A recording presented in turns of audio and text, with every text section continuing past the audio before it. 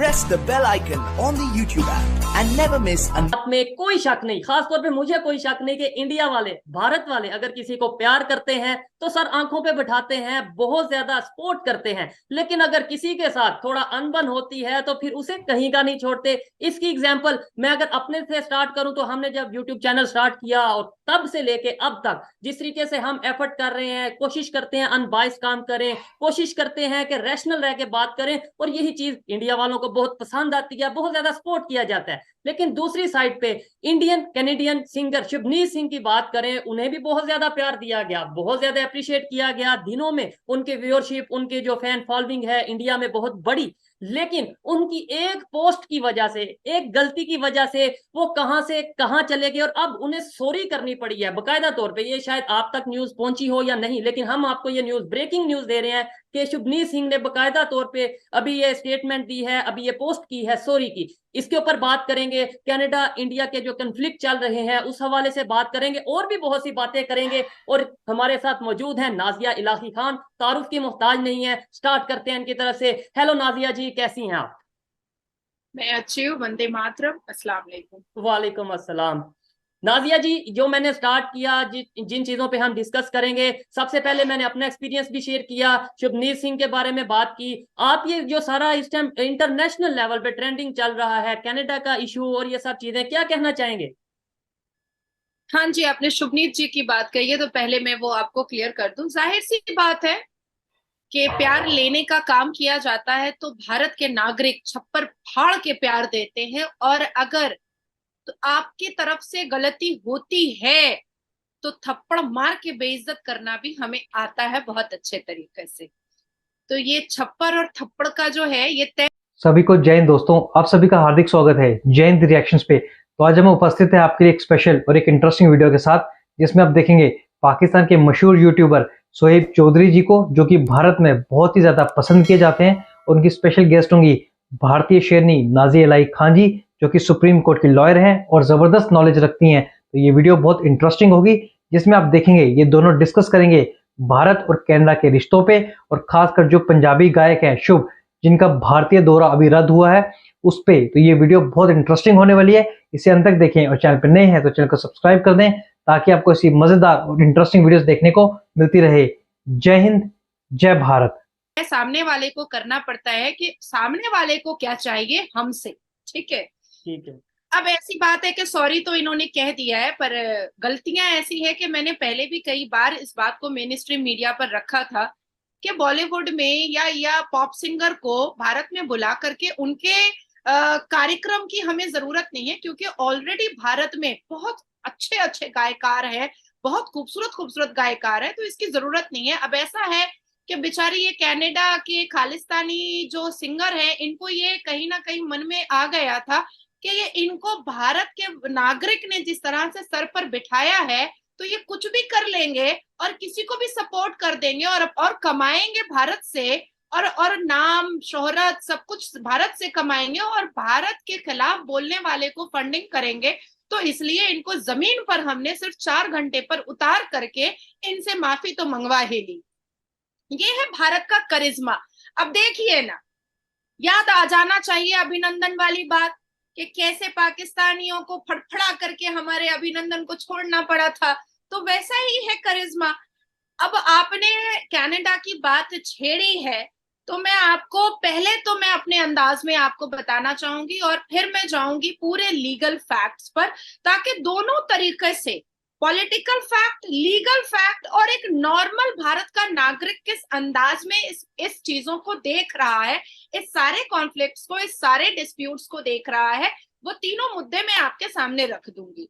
ऐसा है कि मुझे ऐसा लगता है कि जस्टिन ट्रूडो ने ना पाकिस्तानी के बिलावल का झूठा पानी पी लिया है। यही रीजन है कि बड़ा बड़ा कलेजा कूट रहे हैं, पीट रहे हैं, रुदाली की तरह रो रहे हैं कि हमें तो भाई खालिस्तानियों को ही बड़ा सपोर्ट करना है, और हमारे भारत में डॉक्टर जयशंकर जी हो, अजित डोवल जी हो, या भारत के प्रधानमंत्री श्री नरेंद्र दामोदर दास मोदी जी हो, उन्होंने साफ लफ्जों में कहा हुआ है कि टेररिज्म फैक्ट्रीज और टेररिज्म इंडस्ट्रीज जो कोई भी पैदा करेगा या उसको हवा या पानी देगा या उसको रोटी या बोटी देगा, हम ऐसे जगह से कोई रिश्ता नहीं रखना चाहते हैं। ये बात उन्होंने बार बार क्लियर की है।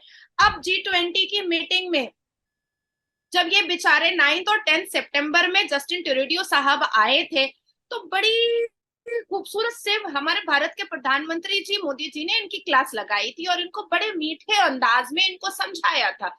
पर अब क्या किया जाए, समझ में इनको आई नहीं बात। इन्होंने कहा खालिस्तानियों के बारे में, तो इन्होंने अपने एक मुद्दे को रखा कि हमारे यहाँ फ्रीडम ऑफ स्पीच का मान मर्तबा बहुत ज्यादा है। अब फ्रीडम ऑफ स्पीच की अगर जब बात कर दी जाती है तो फ्रीडम ऑफ स्पीच भारत के मुसलमानों से ज्यादा और कौन इसका लाभ उठा रहा है।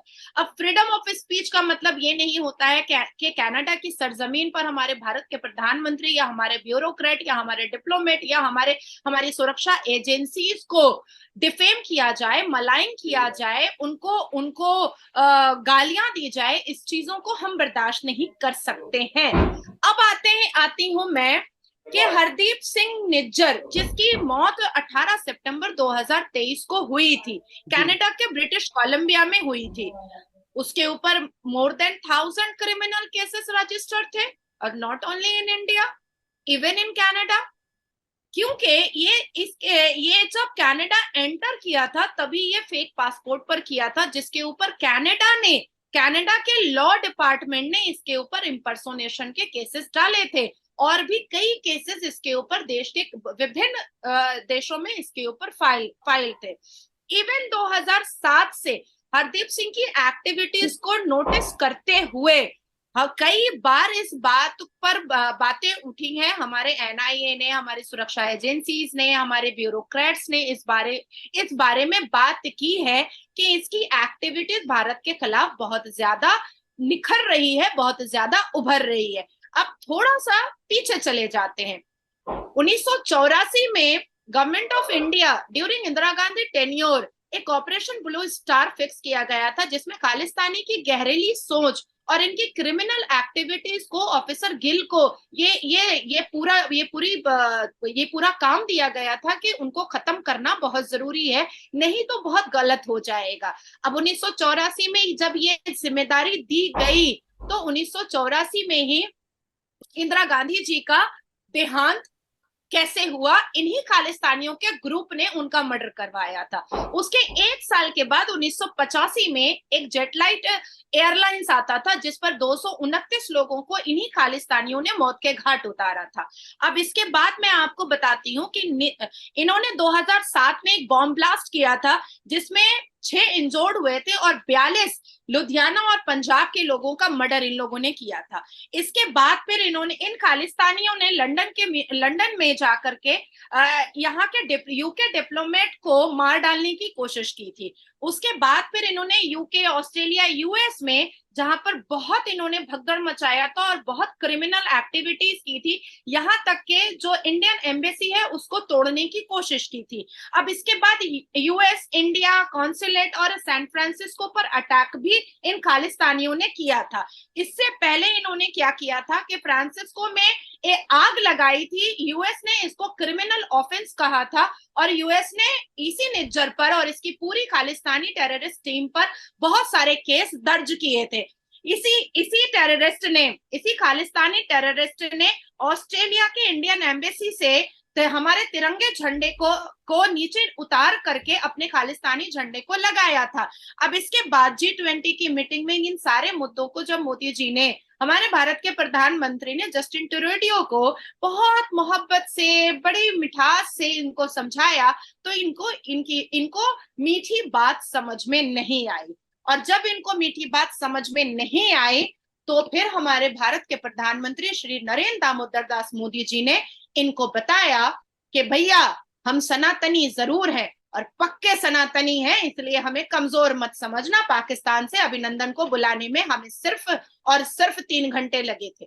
तो अब बात आती है कि अगर कोई व्यक्ति इतना बड़ा क्रिमिनल है, टेररिस्ट एक्टिविटीज करता है।